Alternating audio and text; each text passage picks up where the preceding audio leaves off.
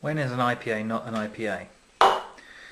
When it's a big name, readily available in supermarkets, and utterly disappointing. Charles Wells IPA, 5% by volume, British beer apparently. I've never come across it in England, but honestly I wasn't paying too much attention, so it's probably true. It comes from Bedford, which is not too far from where I used to live.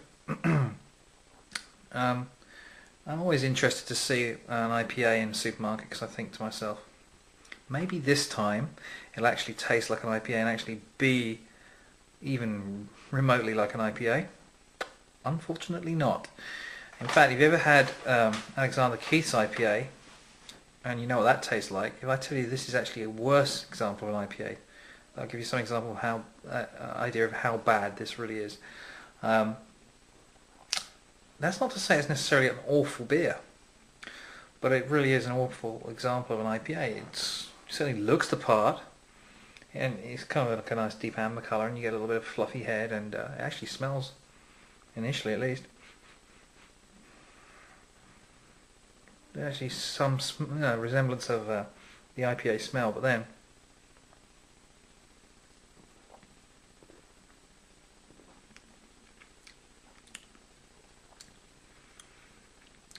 for the first half second or so you think, yes, that's the taste I'm looking for, and then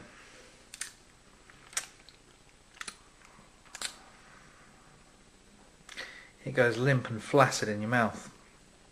If you've been to public school in England, you'll know exactly what I'm talking about, but if you haven't, let me just explain.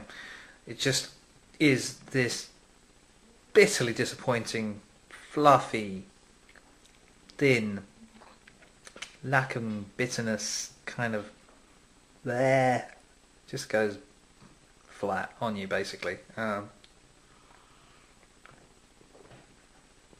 Initial buzz as you take the beer into your mouth just vanishes, which is kind of bizarre, because if you're going to market your beer as an IPA, at least make it punchy and dry and really kind of makes people's eyes open. That's what a good IPA does. This is not a good IPA.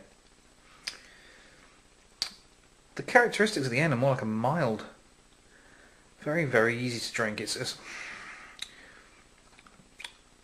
really annoying, because if they hadn't marketed this as an IPA, I might even quite enjoy it, but as it stands, Charles Wells IPA from Bedford, UK.